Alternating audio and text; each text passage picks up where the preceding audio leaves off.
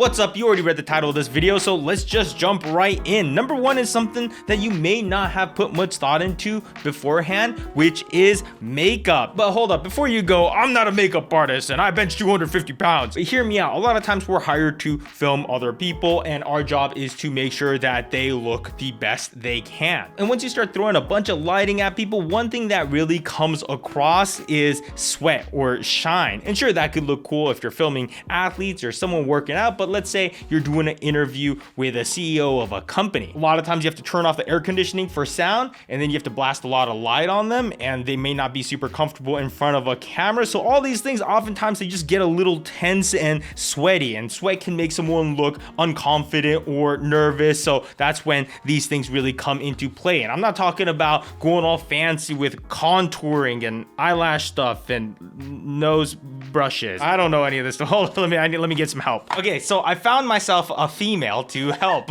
Easiest thing is probably a pack of something like this, oil blotting tissues, and I think this was like $6. The goal is to get some of that moist oil off someone's face, right? Do you rub it or just like blot? They're blotting paper, so you blot. You just smack. Come here. Super cheap and small, so just keep a set in your camera bag. Boom. If you're in a jam and you don't have blotting paper, there's one way to get around it. You can just grab one of these, and these are supposed to work decently well as well. Just make sure it's not used, because that'd be disgusting. All right, so this is if you want to take it one step further, make sure your talent stays drier for a longer period of time. So to find something like this, you just want to look up either finishing powder or like a matte powder. Well, I'm buffing on the powder in a circular motion. Circular motion. And you don't want to press hard, you just want to keep it light. I've never put on makeup before. This is actually kind of nice. On a set, all the makeup artists, they will touch up the women and men. And the key here, especially when you're doing makeup on males, is to keep it very simple and light. A lot of times you don't really want them to look like they're wearing makeup. So you're just keeping it subtle, right? Just a little touch of... Yeah. Okay, good. I don't want to look like I'm wearing makeup. Okay, I'm not Johnny Depp. You're not putting on lipstick, are you? No, chapstick. Oh, Your okay. lips are dry. Okay, cool. Well, look at me! Ah! What did I say? What happened to settle? What is this? That is subtle. I look like a frog with makeup. There's always that one ant that wears like way too much makeup. What's that saying? You can't put lipstick on a pig? I look like I have a Snapchat filter on. Oh, look at this. I don't look that cute as a girl. I'm probably... Yes, you do. I'd be your friend. How come you look the same? Now that I look absolutely stunning, let's talk about number two, which is lighting for this beautiful face. First of all, if you are a still photographer, you are lucky because you get to use flashes or strobes. I found this one on Amazon for like $31. It's by Newer and it works. Additionally, I got this little softbox thing for $12. The amount of light that this thing kicks out during that flash is insane. I mean, you could even use it during the day when the sun's out. To have something equivalent in constant lighting or for video, you would need a light like this huge. These are cool to have because you get to experiment a little bit. You could try angling it up. If you point it straight out, it's gonna look kind of like an onboard flash, which tends to make your photos look like you're paparazzi. Is it true you spent the night at Justin Timberlake's house? Please, sir. What's Justin Bieber gonna think about this? Are you and Potato Jet still dating?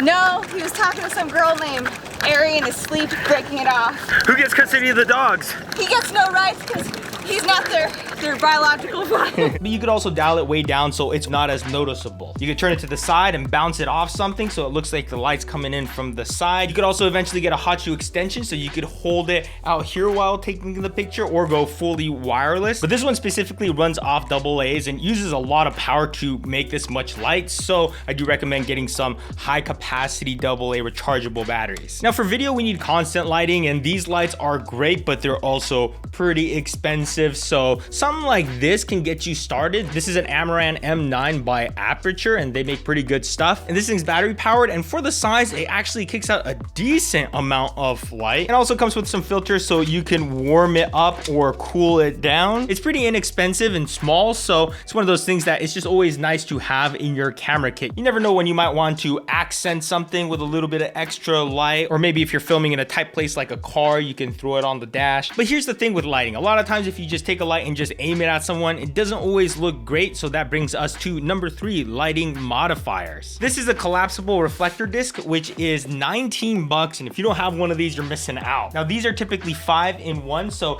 they have your negative fill to reduce light. You also have a gold side to add a little bit of punch, or just a standard white bounce, which is something that I use fairly often. And finally, there's the diffusion, where you put it between your subject and the light, and it should make everything look nice and soft. And these big old thing just collapses nice and small. Now, this will change the texture of the lighting, but let's also talk about changing the color with gels. These are the ones that came with that aperture, but it never hurts to have more depending on what kind of lighting fixture you have. The most common ones out there are CTOs and CTBs, which are corrective. So they'll take a light and make it either warmer, or a CTB, or color temperature blue, will make a warm light bluer to match daylight. And then if you want to get more creative, you can get all sorts of different colors and test them out. The thing with gels is that they can be a little bit of a hassle to clip them on and try it on. There are RGB lights, kind of like this Westcott Flex light. And this is an awesome light because you can dial in pretty much any color you want, and it's bright and powerful. But the downside is that it's not under 50 bucks. So if you can't swing that price point just yet, you can start off with gels. Next is just some haze in a can. You can use it for a couple different reasons. One, to create atmosphere like this. Where's my money?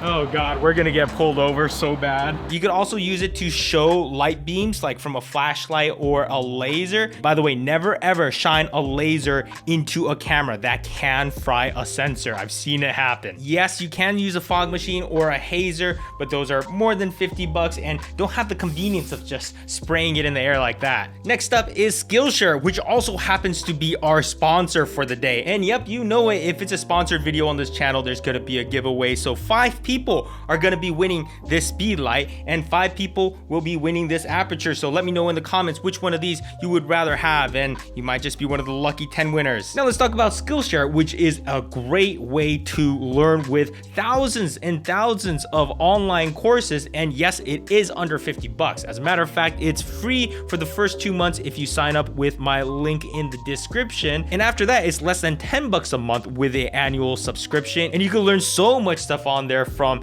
business to design. Most of you are filmmakers, so plenty of courses on how to make pretty much any type of film, from documentary to narrative. And there's this one course by Matt Belisai, which is about how to write, film, and create a viral video. So that's awesome. That's right down my alley. So plenty of stuff on Skillshare. Trust me, you'll never run out of stuff on there. And the beauty of Skillshare is that you don't have to pay per course. You sign up for a premium account and you have access to everything. So just go ahead and start binge watching. So thank you again, Skillshare, for making this video possible. So make sure you go and hit that link in the description and sign up for free. Next up is audio, which is 50% of video. So very important. This is a Rode Video Micro, and this is a nice, simple plug and play system. So as long as your camera has a mic jack on there, you can throw this up top on the hot shoe and plug it in, and it should improve your audio quality. This shock mount is going to help absorb a lot of that handling noise. So if you're hearing a whole lot of this, then having this will help. And also wind noise, we all hate that sound of So throwing this little guy on there should help. The issue with this is it's over 50 bucks just by a few dollars. So an option that's much less than that, this, which is a lavalier that goes onto your phone. Now this lavalier is dirt cheap. It's by a company called Power Device, and it just plugs straight into your phone. And I have an iPhone, so it just plugs into my little adapter. And I have this app by Rode. It's called Reporter. And I actually like this because it's very simple and it gives you control over your audio levels. So I'll set it there. I'll hit record, and this is recording on a separate audio track than this, so I will have to sync it later. Now you are listening to sound from this lavalier, and it is very convenient that I can walk around and I don't have to worry about being so close to this microphone. And also it's really cheap. The only downside I noticed about this lavalier is that if I scream, it like can cut out. It does this weird see how it like cut out? That was weird, right? I don't know why it does that. It might be the lav, it might be the phone itself. You just time. Now, speaking of using our phones, there's a few apps that I think everyone should have. One is an app to help you find the position of the sun. So this one is a free one called Sun Surveyor Lite. But see how I can look around and it's actually a 3D map of where the sun is. So I can tell you right now the sun is over there, and then in a few hours at 6 o'clock it should hit right around there, so you can plan your shots accordingly to that. Also, if you're right next to a mountain or a bunch of trees, you can generally know when you're gonna enter the shade. Another thing you should have is a viewfinder app, and this one's called Magic Canon Viewfinder. They also have a Magic Red Camera Viewfinder and Airy Finder. This is on the iPhone, so Android might be a little bit different. I think there's also an app called Artemis. So first of all, you tell it what kind of camera you have. So I have a Canon EOS R, and it calculates the sensor size and what lens I would need to put on to get a certain type of shot that I want. So this shot here would look like this with a 50 mil if I wanted to go to a 35 or 24. And again, if you shoot with prime lenses, it helps to have this app because you're not switching out a bunch of lenses to figure out what shot you need. And finally, there are some apps that will allow you to take more control over your camera on your phone. The popular ones are FilmMaker Pro, and also Moment makes one that I like, and that gives you access to all the advanced features of a camera. So you can see here, there's audio levels there. You can change your frame rate from 24, 30, 48, and you have access to the different color profiles. So definitely worth checking out if you want to maximize the potential with your phone. Number 8 is a leash or camera strap, and more than likely your camera already came with one, but this one from Peak Design is awesome. Definitely recommend having it because it's very quick attach and detach. And I consider this a must-have because camera straps are awesome if you're trying to just go around town and you don't want to hold on to it all day, but at the same time they get in the way if you're on a tripod or a gimbal. So